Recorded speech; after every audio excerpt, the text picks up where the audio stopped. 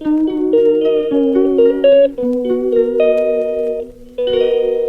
নববর্ষ। তো সবাইকে জানাই নববর্ষের অনেক অনেক শুভেচ্ছা। বড়দের জানাই নববর্ষের প্রণাম, আর ছোটদের জানাই নববর্ষের অনেক আদর আর ভালোবাসা। চলো আজকের দিনটা খুব ভালোভাবে আমরা শুরু করি, যেন প্রত্যেকের যেন সারা বছরটা খুব ভালোভাবে কাটে। তো অনেকের বাড়িতে আজকে পুজো আছে, দোকানে পুজো আছে, তো সব দোকানেই বেশিরভাগ পয়লা বৈশাখের দিন পুজো থাকে। হালখাতা, এটা ছোটোবেলায় কিন্তু ভীষণ একটা আনন্দের দিন ছিল, জানো তো। সব দোকানে যাব, সেই শরবত দেবে এ দেবে, ভীষণ ভালো লাগতো। যাই হোক, এখন তার কোনো দোকানেই যাওয়া হয় না। সোনার দোকানে বারবার করে বলে, কিন্তু যাওয়া হয় না।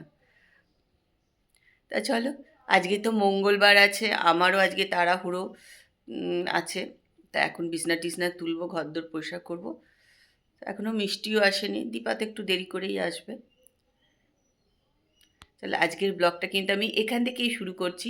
তোমরা কিন্তু আমার সঙ্গে থাকো আর ব্লগটা দেখো।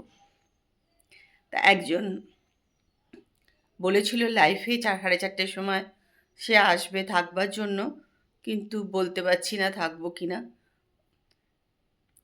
জানি না থাকবো কি না ওই সময়টা। তা চলো, আজকের ব্লগটা এখান থেকেই শুরু করলাম, তোমরা আমার সঙ্গে থাকো। চান টান করে চলে এসেছি, এবার যাবো পুজো করতে। বেলা হয়ে গেছে অনেকটা, বেলাই হয়ে যায়, কিছু করার নেই। সব কাজটা সেরে যেতে, পুজো করতে যেতে রোজই বেলা হয়ে যায়। চলো এবার গিয়ে পুজোটা করে আসি।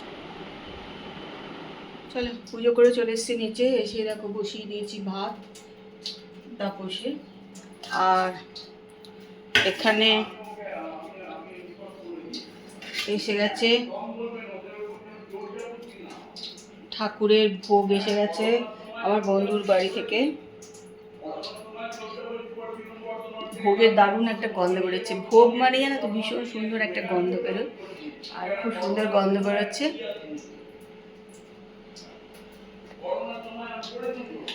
এখন আজকে দুপুরবেলায় যেহেতু ঠাকুরের ভোগ, সবাই আমায় বলে যে ঠাকুরের ভোগ তো তুমি খেতেই পারো, অসুবিধা নেই। সেই জন্য ঠাকুরের ভোগ বলে এটা দুপুরবেলা আমি খাবো। যদিও এটা আমার 3বারের খাবারই ও দিয়েছে, 3বারই আমি খেতে পারবো, ও এতটাই দিয়েছে আর কি। যাই হোক, ভালো বন্ধু থাকলে এরকম উপকারী হয়। চলো এখন একটুখানি আমি খাবো, আমার খিদে পাচ্ছে, এটা দেখেও আর খিদে পাচ্ছে। Good evening. এখন বসিয়ে দিয়েছি এখানে চা, আর এখানে একটু ছোলার ডাল করা হয়েছিল, সেটা গরম বসিয়ে দিয়েছি। চলো, বাইরে অনেক জামা কাপড় মেলা আছে, সেগুলো এবার তুলতে হবে।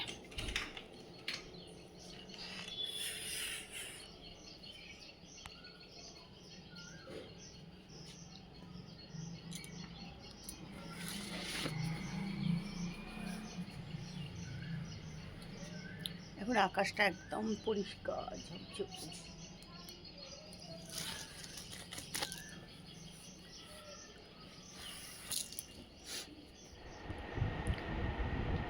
একটুখানি সাজুগুজু করে নিয়েছি, যাব হচ্ছে কৃষ্ণার বাড়ি। এই 3-4 বছর ধরে পয়লা বৈশাখে সন্ধেবেলাতে ওর বাড়িতেই যাই, ও ফোন করে। আজকেও তেমন যথারীতি ফোন করেছে সন্ধেবেলায় যে বৌদি চলে এসো। কেন ও একা থাকে, ও বাড়িতে পয়লা বৈশাখ দিন কেউই থাকে না, ও একা একা থাকে। তা আমাকে ফোন করে যে চলে এসো।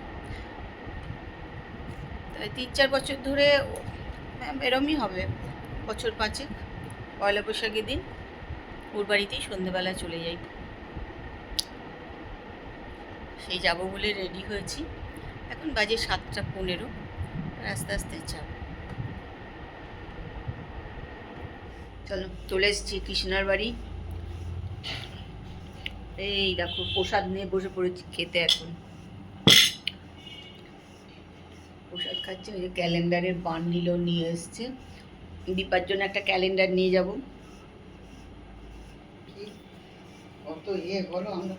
কুট্টু একবার পয়লা বৈশাখে তোমার বাড়ি এসেছিল, আমি আর কুট্টু।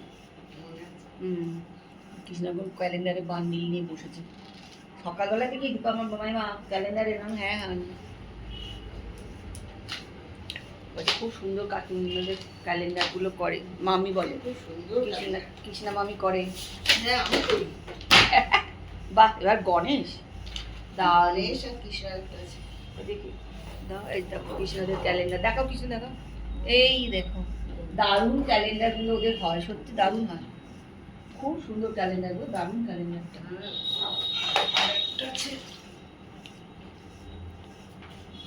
কাগজগুলো এত ভাল লাগছে দেখতে, সব স্পেশাল করতে খুব সুন্দর হচ্ছে।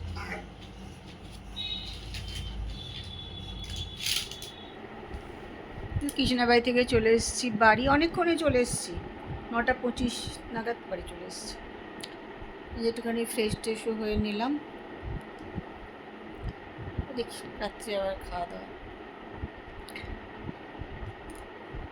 যেটা সকালে তনুশ্রী ভোগ দিয়েছিল সেটাই খেয়েছিলাম, আর মিষ্টি করে দিয়ে গেছিলো যেটা, সেটা দেখি ভাবছি রাত্রে ওটাই খেয়ে নেবো। চলো, দিনটা মোটামুটি ভালোভাবেই কেটে গেল। সন্ধ্যেবেলা একটু কৃষ্ণার বাড়ি আড্ডা দিয়ে এলাম। পয়লা বৈশাখের দিন সন্ধ্যেবেলা ওর বাড়িই যাই, ও একা থাকে, ওর বাড়ি গিয়ে একটু আড্ডা দিয়ে এলাম। দিনটা ভালোভাবেই কেটে গেল।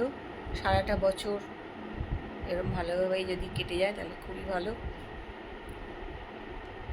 তোমাদেরও নিশ্চয়ই আজকে দিনটা খুব সবার ভালোভাবেই কেটে গেছে, মানে কেটে গেছে মানে আর কি, এখনও তো কাটেনি, এখনও দেরি আছে, সবে রাত 10টা বাজে।